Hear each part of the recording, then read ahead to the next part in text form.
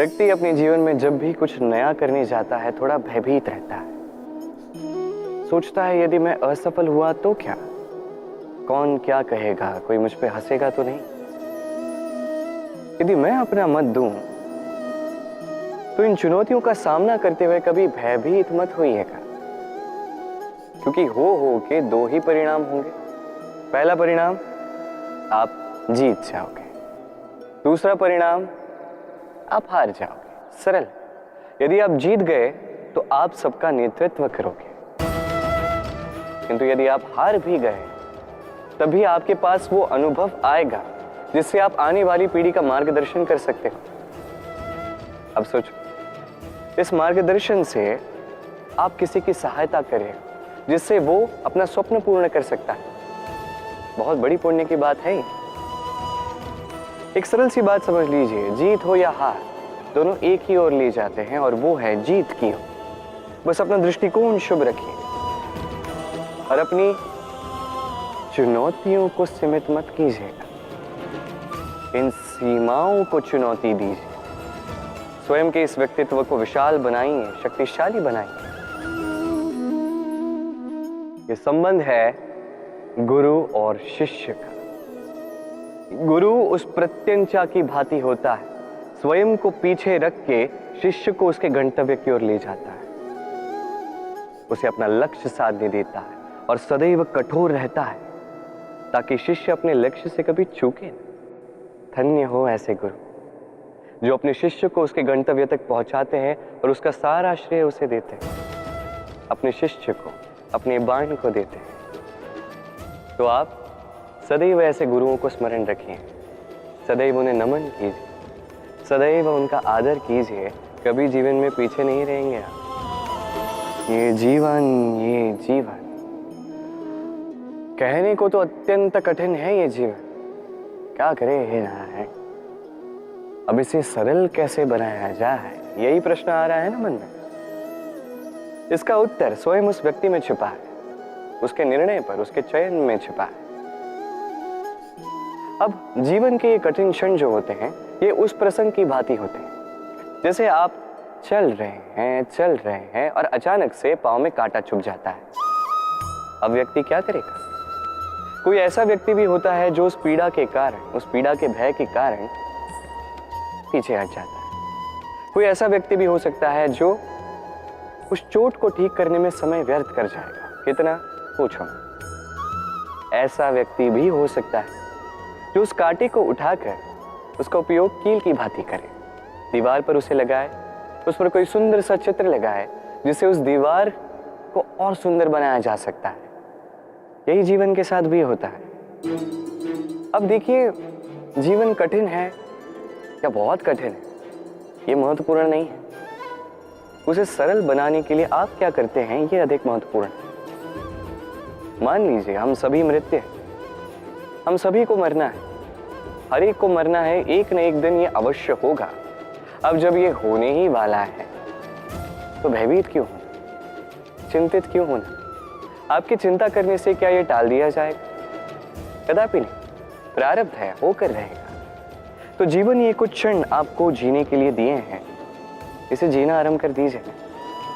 जो भी परिस्थितियां आती हैं उसे सकारात्मक रूप से देखना आरंभ कर दीजिए। ये आप एक बार सीख गए तो आपका ये जीवन सुख और प्रसन्नता से भर जाएगा। वर्षा की बूंदें जब रिमझिम बादलों से बरसती है तो कितना अच्छा लगता है। न केवल इस वातावरण को सुनहरा बना देती है, इस माटी में समाकर एक अत्यंत सुंदर सुगंध उत्पन्न करती है। इन पौधों को, इन वृक्षों को जीवन दान देती है, उनका पोषण करती है और साथ ही अनेक जीवों का उद्धार करती है। और सोचिए, जब बादल फटता है तब क्या होता है?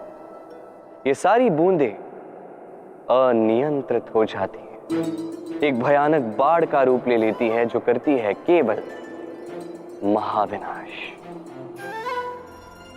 इसका सार क्या है? इसका सार है कर्म कीजिए किंतु नियंत्रण में। यदि आप नियंत्रित नहीं रहे तो आप भी जीवन रूपी वर्षा के स्थान पर एक भयानक बाढ़ का रूप ले लेंगे। अब विकास करना है या विनाश, निर्णय आपका है। यदि विकास करना चाहते हैं तो अपने कर्म के साथ साथ इस मन पर भी नियंत्रण रखना सीखिए। इस मन को साधिए, इसे नियंत्रण में रखिए, अपने कर्मों को नियंत्रण में रखिए, संतुलन बनाए रखिए। कभी अश्व की सवारी करते हुए सवार को देखा है? अश्व के दाएं बाएं ओर जैसे एक पर्दा लगा दिया जाता है। इसका कारण क्या है? ताकि अश्व कहीं और देख ना सके, केवल आगे देख सके और उसी दिशा में आगे बढ़ सके। अब कहने को तो ये सरल सी बात है, पर इसके पीछे एक गहन विज्ञान छिपा है। आपको यदि जीवन में लक्ष्य प्राप्त करना है तो आपको भी यहां वहां देखना छोड़ना होगा, केवल आगे अपने लक्ष्य की ओर देखना होगा, तभी सफलता प्राप्त कर सकोगे। अश्व तो एक पशु है, उस पर लगाम लगाई जाती है, आंखों के दाएं बाएं पर्दे लगा दिए जाते हैं। आप मनुष्य हो, आप पर कौन लगाम लगाए? कोई नहीं। आपको स्वयं ये करना है।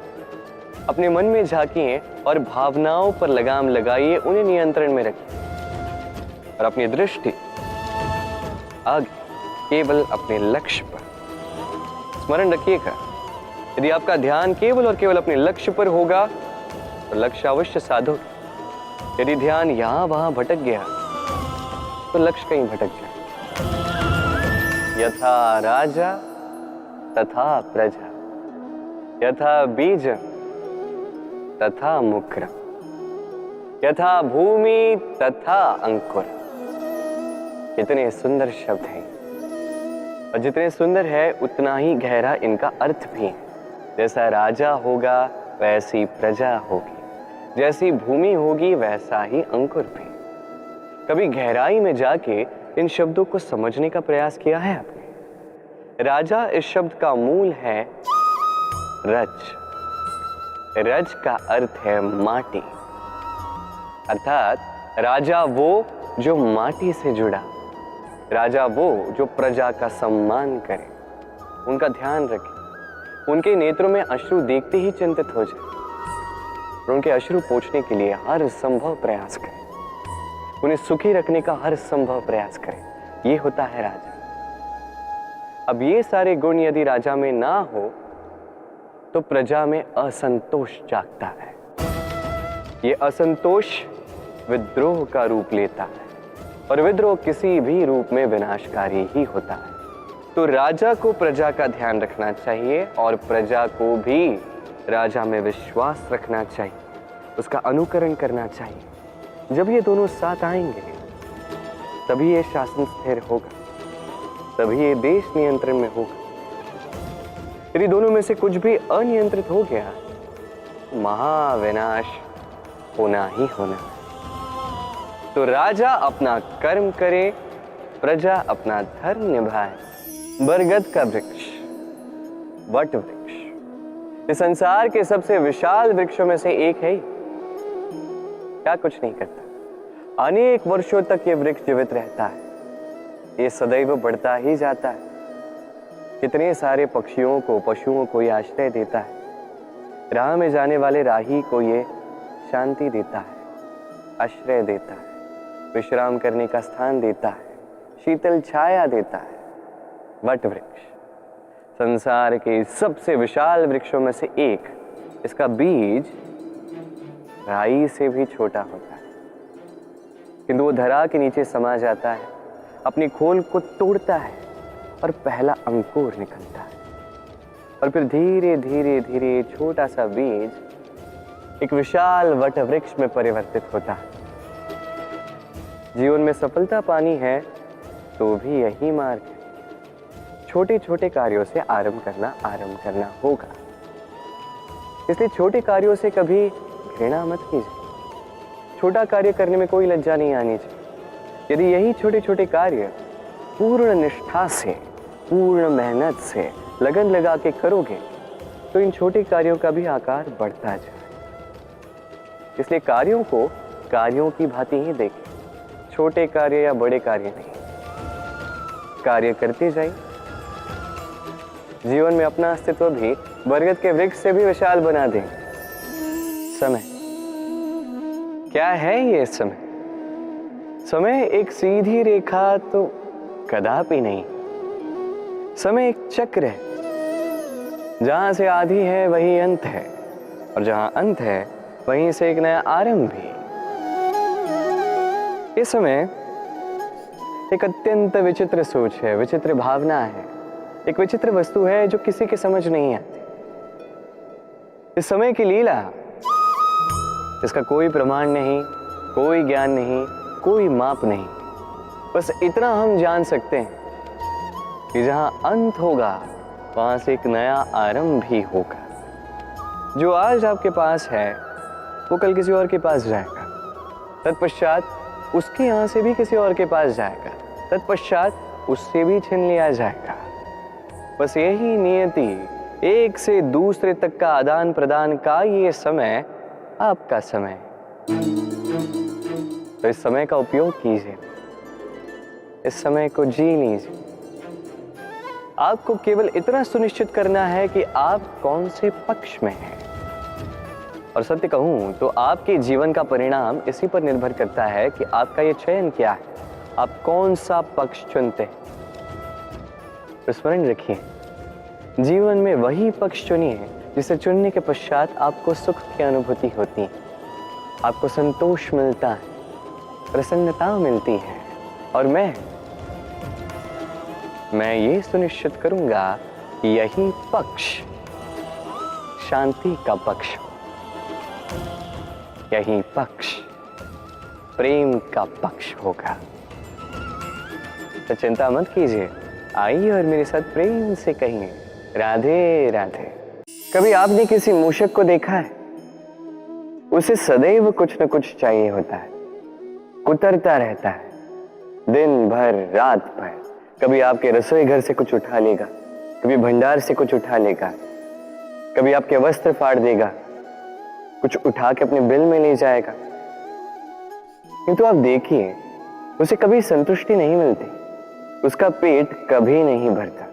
इसी के विपरीत होती है नदी, किसी से कुछ नहीं चुराती, केवल बांटती है। अपने इस जल को इस प्रकृति में बांटती, इस धरा को सींचती जाती है, इस प्रकृति को एक नया जन्म देते जाती है। और यही नदी जो सदैव केवल बांटती है, आप देखेंगे कि ये कभी खाली नहीं होती। इससे आप क्या समझे? जो सदैव छीन कर खाता है वो सदैव भूखा रहता है। जो व्यक्ति सदैव सब में बांटता है उसे ये भूख कभी नहीं सताती।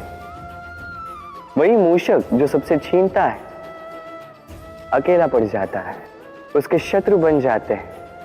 वही नदी जो सब में केवल बांटती है, उसे लोग माता समझकर उसकी पूजा करते हैं।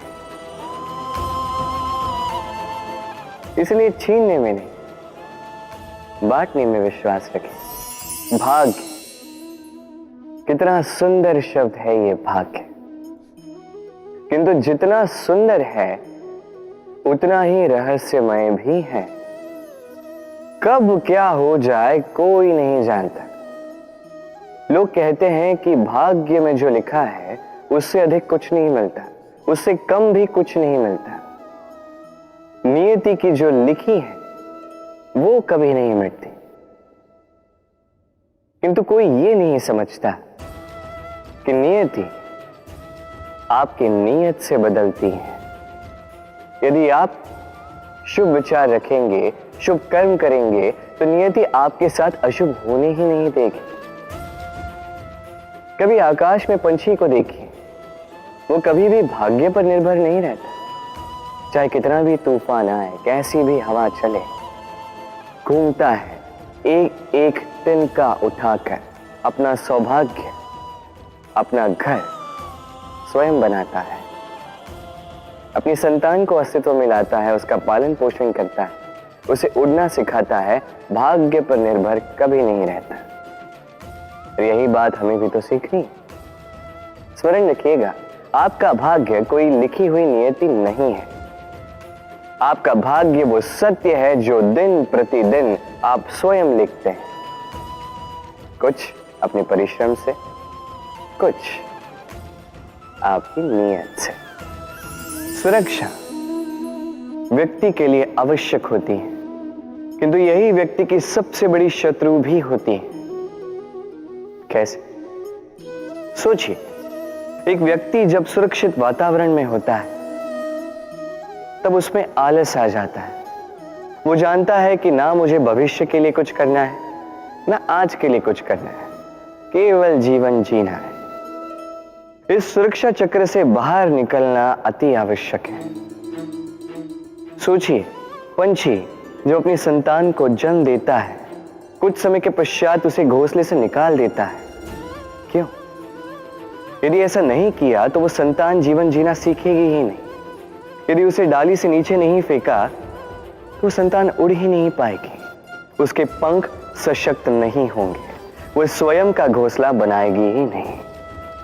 पंछी अपना घोंसला तब बनाते हैं जब उनके अभिभावक उन्हें छोड़ देते हैं। स्मरण रखिएगा, आप सुरक्षा चक्र से बाहर निकलेंगे, संकट आएंगे जिसके कारण आप सतर्क होंगे, उनका सामना करोगे तो आप बलशाली होंगे। अब वो संकट दोबारा ना आए इसलिए आप योजना बनाओगे। यदि आप स्वयं का विकास चाहते हैं तो जब भी आपको लगे कि आप एक सुरक्षित वातावरण में हैं, एक सुरक्षा चक्र में हैं, तो इस घेरे से बाहर निकलिए। यहां है आपका विकास। ये उस नौका का प्रतिरूप है जो हमें धारा पार कराती है। अब सोचिए कैसी बात है ये। वो विशाल नौका जो हमें धारा पार कराती है, उसका निर्माण धारा में नहीं, धरा पर होता है। और यदि हम इसे नदी तक पहुंचाना चाहें तो हमें आवश्यकता होती है किसी बैलगाड़ी की अथवा अश्वगाड़ी की। उसमें रख के इसे ले जाते हैं। अब यदि मार्ग में कोई नदी आ जाए, कोई धारा आ जाए और उसे पार करना हो तो इस बार नौका पर उस गाड़ी को रखा जाता है और फिर पार किया जाता है। अर्थात ये यात्रा संपूर्ण हो ही नहीं सकती यदि दोनों का सहयोग ना होता। इसीलिए ये कहावत है, कभी नौका तो कभी गाड़ी। ये हमारे जीवन में अत्यंत महत्वपूर्ण है। हमारे संबंधों में अत्यंत महत्वपूर्ण है सहयोग। सदैव साथ मिलकर चले, सदैव संयोग करें, सदैव सुखी रहेंगे। व्यक्ति का व्यक्तित्व कैसे बनता है, आपको क्या लगता है? व्यक्ति जन्म से अपना प्रारब्ध लेकर आता है या आपको लगता है कि यह प्रकृति व्यक्ति के लिए उसकी नियति लिखकर देती है? नहीं, ऐसा कदापि नहीं होता। मैं आपको समझाता हूं। जब भी वर्षा होती है, किसी बूंद को देखिए। अब ये बूंद जहां गिरेगी उस पर निर्धारित करता है कि आगे क्या होगा।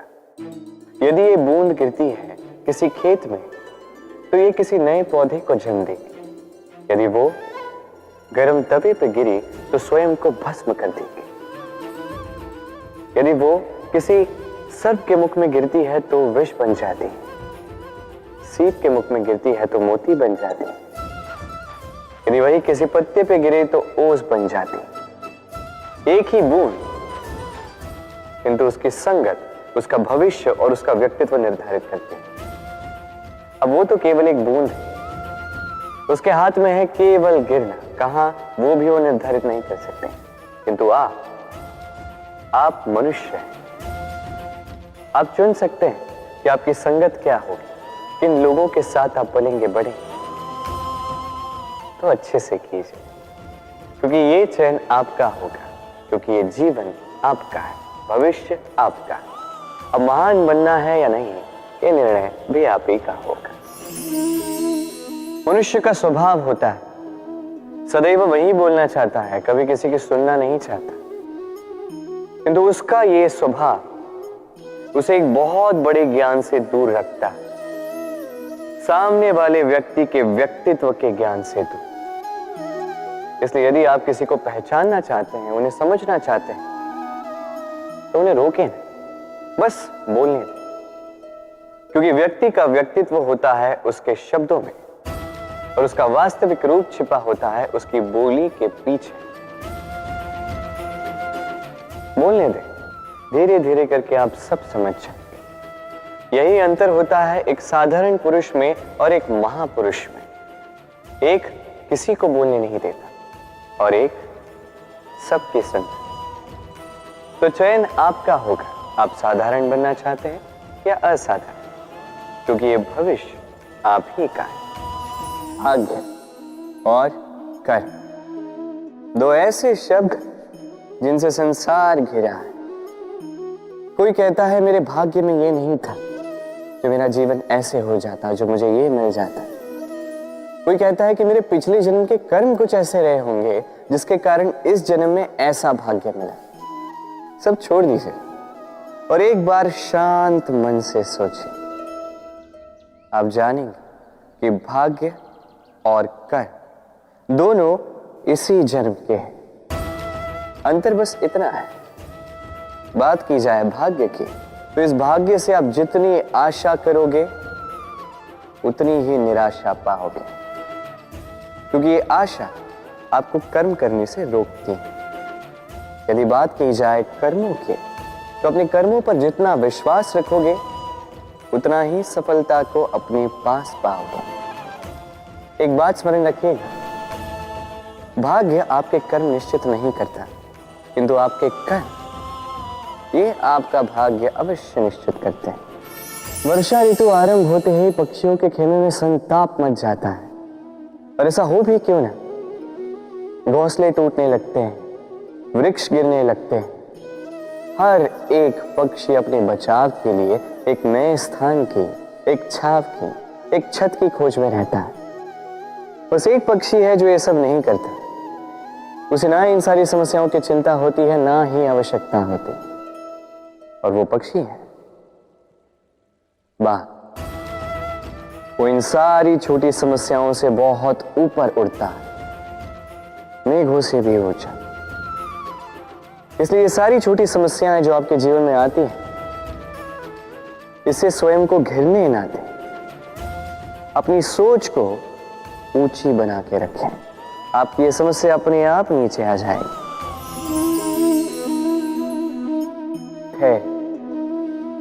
ये धैर्य क्या है? कोई गुण, कोई भाव, कोई सोच। मेरे लिए ये धैर्य एक सवारी। आप सोच रहे होंगे कि ये कैसी सवारी? सवारी तो अश्व की हो सकती है, हाथी की हो सकती है, ऊंट की हो सकती है। धैर्य की सवारी क्या होती? चलो आपको एक बात बता देता। इस संसार में ऐसी कोई सवारी नहीं है जिसने कभी अपने सवार को गिराया ना। चाहे वो ऊंट हो, चाहे हाथी, चाहे अश्व, कभी चलते चलते डगमगा ही जाते हैं। फिर वो सवार पहले गिरता है किसी के घुटनों में, फिर गिरता है स्वयं की दृष्टि।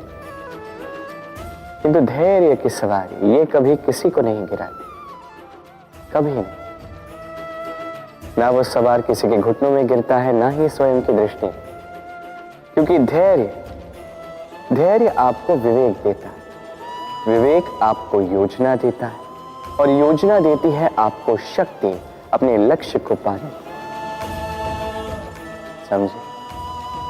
धैर्य साथ अपने आप को और धैर्यशील बनाइए। इस धैर्य की सवारी कीजिए और फिर बस देखिए कैसे ये सवारी आपको आपके गंतव्य तक ले जाती है। पुस्तिका से हम क्या कुछ नहीं सीखते। ज्ञान हो, विज्ञान हो, इतिहास हो, सब सीखते हैं। कहते हैं एक अच्छी पुस्तिका, एक अच्छा ग्रंथ प्राप्त हो जाए तो वो सहस्त्र मित्रों के समान है। किंतु यदि एक अच्छा मित्र मिल जाए तो वो समस्त ग्रंथालय के समान होता है। वो आपको कर्म का ज्ञान देता है, सफलता का विज्ञान समझाता है, वो आपको इतिहास में अमर कर देता है। इतना ही नहीं, वो केवल आपको मार्ग दिखाता नहीं है, अपने साथ लेकर उस मार्ग पर चलता भी है। इसलिए यदि जीवन में आपको कोई अच्छा मित्र मिल जाए तो उसे सहेज कर रखें, उसे संभाल कर रखें, जीवन संभल जाएगा। प्रतीक्षा, प्रयास, दोनों जीवन के अभिन्न अंग। देखा जाए तो हम सदैव किसी न किसी की प्रतीक्षा कर रहे होते हैं, चाहे व्यक्ति हो, चाहे कोई क्षण हो, चाहे कोई भावना, कुछ भी हो सकता है। और देखा जाए तो सदैव कोई ना कोई प्रयास भी कर रहे होते हैं, जैसे सफलता के आने की प्रतीक्षा, असफलता ना आए इसके लिए प्रयास, सुख आने की प्रतीक्षा, दुख ना आए इसके लिए प्रयास। अब प्रतीक्षा और प्रयास का एक अत्यंत घनिष्ठ संबंध है, और वो ये कि प्रतीक्षा करने वालों को उतना ही मिलता है जो प्रयास करने वाले पीछे छोड़ जाते हैं। तो प्रतीक्षा नहीं, प्रयास कीजिए, क्योंकि प्रयास में ही सुख की आस है। सूर्य का ताप कितना प्रखर होता है, सारी वनस्पतियों को सुखा देता है। तालाब हो, सरोवर हो, नदियां हो, सभी सूख जाते हैं। किंतु कभी आपने सुना है सूर्य के ताप से समुद्र सूख गया? ऐसा कभी नहीं होता। और यही छिपी है एक अमूल्य जीवन की सीख। समुद्र की भांति स्वयं को धैर्यशील बना दोगे, स्वयं में वो संयम लाओगे, तो कठिनाइयों की धूप आपको कुछ नहीं कर सकती। आपसे वो भाप निकलकर एक मेघ बन जाएगा जो जाके सूरज को ढक देगा, और फिर होगी केवल सफलता की वर्षा। तो आइए और मेरे साथ धैर्य से कहिए, राधे राधे।